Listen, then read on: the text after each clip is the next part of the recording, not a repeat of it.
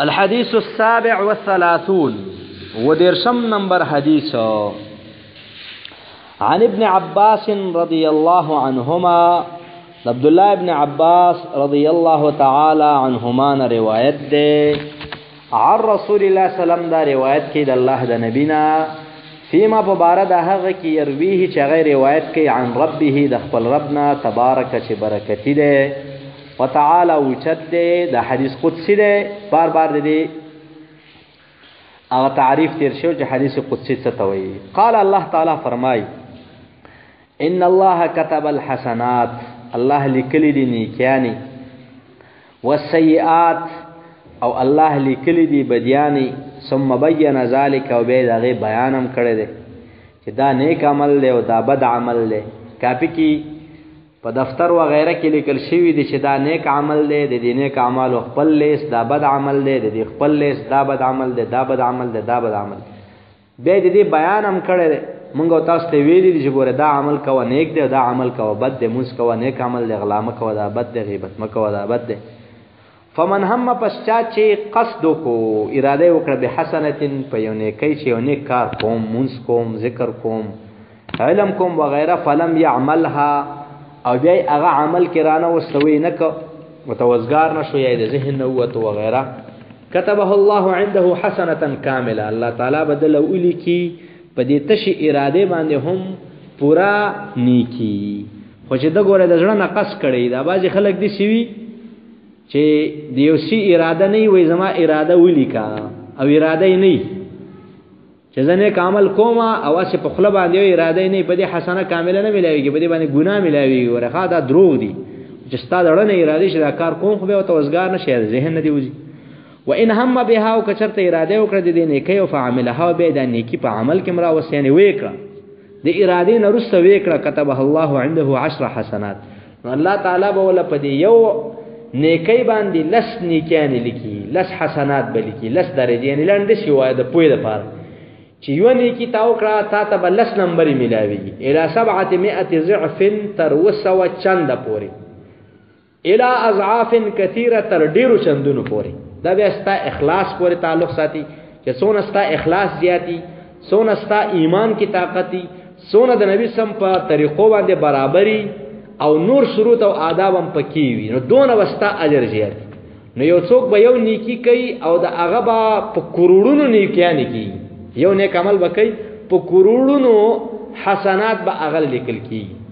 او یو څوک به کې هغه ته په لکونو یو څوک به کې هغه ته په زرګونو یو څوک به کې هغه ته په سلګونو یو څوک به کې هغه ته لس نیکیان به ملاويږي کم از کم وان هم او داد الله تعالی ډېر لوی فضل او کرم دی وان هم بسیئه او قصد وکړو د بدی فلم يعملها خدا بدی ونکړه اراده وکړه خو یې دا ګنا نه کوم ځکه الله ورانه خپه شي کني اراده کړي و چې مثلا غیبت کوم یا د چا بیزتی کوم یا چا تکنزل کوم خو به ونکړه كتبه الله عنده حسنه كامله الله تعالی بدل را یو پوره نیکی ولیکي د دې وجنه چې د ګنا پر خوستا وان هم بها او قصد وکړه د دې بدی او فعملها او دا بدی وکړه كتبه الله سیئه واحده الله تعالی بوله یو بدی ولیکي نو دا هغه انسان د پاره هلاکت دی چې د هغه یو غالب شي په لسګونو د دې خبره په مطلب به تاسو نه پوښوي چې بد عمل کې دا یو در پسې لیکل کی نیک عمل کې کم از کم لس لیکل کی نو چې یو ګنا ستا غالب شي په لسګونو باندې چې حسنات دي نو فالویل بیا هلاکت د انسان د پاره چې ګوره د الله دون احسان ته ګوره چې کم از کم تا ته په نیکی لس درجه ملاویږي او ډیرو لخوا اندازه نشته الى اضعاف کثیره او دا لسګونه ستا کم شي او هغه بدیان ته کول یو در پسې لیک چې هغه بدیان دې په نیکو زیات شنو هلاکت ده رواه البخاری دا حدیث امام بخاری رحمه الله راوړی دی ومسلم او امام مسلم راوړی دی په صحیحیهما په خپل غدوو صحیح کتابونو کې چې دوانه مشهور دي په صحیح بخاری او په صحیح مسلم بهذه الحروف په دې الفاظ باندې چې دا کم امام نووي رحمه الله ذکر الحديث الثامن والثلاثون اتدشم نمبر حديث عن ابي هريره رضي الله عنه دا ابي هريره رضي الله عنه روایت ده قال دا فرمای قال رسول الله صلی الله علیه نبی فرمایلی دی ان الله تعالی قال یقینا الله تعالی ویلی دی دا حدیث قدسی دی من عاد لی ولیا چا چې دشمنی وکړه زما د دوست سره الله تعالی وی فقد اذنته بالحرب یقینا ما هغه ته اعلان د جنگ وکړو چې د الله د دوستانو سره او د نیکانو سره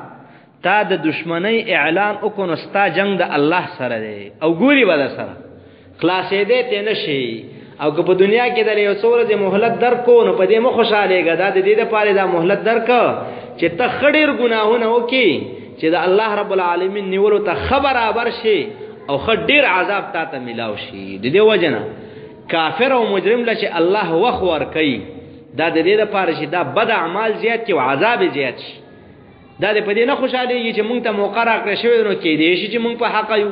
نو ځکه دا مسلمانانو وجنو را وجنو زغلو را زغلو سوکم چې د الله د دوستانو سره دشمنی کوي د الله سره د جنگ اعلان کړی دی او کله د سره اټمونه یو کا هر څه دا ګوره د الله مقابله نشي کوله او نور الله تعالی کله کله دشمن له موقع ور کوي یو څو وخت پورې د پاره چې خپل اولیان په معلوم کې چې څوک د الله د دین والا دی او څوک دغه دشمنانو ملګری دي وما تقرب الی عبدی او نزدیکیږي ماته بندا به شیء په یو شی احب الی چې ماته ډیر محبوبي مما ده هغه سن افترسته علیه چې ما په د باندې فرض کړی مقصد دې حدیث هغه دا دی د جملې چې انسان الله تعالی ته په ټولو اعمالو باندې نزدیکیږي خو د ټولو نه ډیر نزدېکت چې الله ته په حاصلېږي اپ فرایض پورا کوا الله ته به ډیر نزدیکیږي او دې دا مطلب نه دی چې نفل او سنت مکوا په نوافل باندې ته الله ته نږدې کېږي په فرایض باندې ته الله ته ډېر نږدې کېږي نو څه فرایض وکړه په دې الله ته قریب شي نوافل وکړو نور هم پسې قریب شي د دې حدیث ګوره دا مطلب نه دی چې سنت مکوا سنت چې څوک نه کوي دا ګوره په ډېرو سختو نقصانونو کې واقع دی او عام خلک وایي دا تاسو جزان تعالی حدیث وایي تاسو سنت نه کوي ګوره دا خبره ډېره خطرناکه ده که یقینا موږ تاسو سنت پریدو نو دا خو زمونږ د بدنامۍ هغه لار ده په دې باندې موږ تاسو بدناميږو په دې باندې موږ تاسو د نقصان سره مخامخ کیږو او دا 12 رکعات سنت چې کوم دي د سحر دعا او د ماسپخین مخ کې څلور او بیا دعا او د ماخام دا اعمال چې دی ګوره دا سنت دا ډېر اهمیت لري د ام حبیبه رضی الله تعالی عنها روایت کې راځي نبی سم فرمایي کم څوک چې دا 12 رکعات سنت کوي دو د سحر څلور د ماسپخین شپږ شو دو وروسته هغه اته شو د ماخام نه رسته دوه لس شو د ماخستن نه رسته دوی دای دولس شو نو الله تعالی ول په جنت کې کور جوړي او دا سنت بکې دا سنت به پرې دینه ځکه په دې سنتو د وجه نه ستا په دې فرایضو کې چې کم نقصان راغله هغه په پوره کی اما تا خو چې مونږ ته ودرېګو نو دا اول نه زموږ سوچ په بل ځای کې وخت خبرې ګو سلام ګرځېدري تا ته پتم نه لګي چې را ما سونه اسکار وکړو کوم صورت می ویلې نو نوافل او سنت دا به پرې دینه په دې کې به ډیرواله راولي ځکه فرمای ولا یزال عبدی او همیشه بنده زما یتقرب الیه چې ماته نږدې کیږي بن نوافل په نوافلو حتی تر دې پر احبه چې زو سره مینه وکم او چې کله سره الله تعالی مینه وکړه الله ته چې څوک ګران او محبوب شي دغه علامه ده چې ګوره دا په دین کې استعمالي واستګورا کته په دین کې استعماليږي او نیک اعمالو کې ته ترقی کې ته الله ته ګرانه ک په دین کې نه استعماليږي او ورس پرستا ګناهونه زیاتېږي نو ګوره الله دا نه خپه ده فاذا احببته پس کله چې زو سره محبت وکم كنت سمعه ز شمع وقت د الذي هغه يسمع به چې دا پیوریدل کوي او مقصد دا چې وقت بد د الله په نافرمانی کې نستعمالي دا په دې غوګونو باندې غانې بجانې غیبتونه ګناهونه دا بنا اوري صحیح ځای کې استعمالي اوس ګوره کته غیبتونه په دې غوګونو اورته الله ته ګران نه وبصره هو استرګي د الذي يبصر به چې دا په باندې قتل کوي نو ته ګوره کستا سترګې صحیح استعماليږي ته الله ته محبوب او ګرانه او کستا سترګې غلط استعماليږي پردي زنانو ته ګوري پردي سړو ته ګوري نو بیا ته الله ته ګران نه وي ويده زد د لاسم التي هغه يبطش بها چې دا په نیول کوي نو ګوره کستا لاس حلال زيته ورزي او حلال شی په ترانی سي فدا ته الله ته ګران دا د علامه ده او کله سونه دي غلط استعماليږي پردي زنانو له لاس وروړي یا پردي سړو له لاس ورکه ترور زوی سره چې سلام کې او ماما زوی سره او د کاکا زوی سره لنډه دا چې د چا سره مستا نکاح کیږي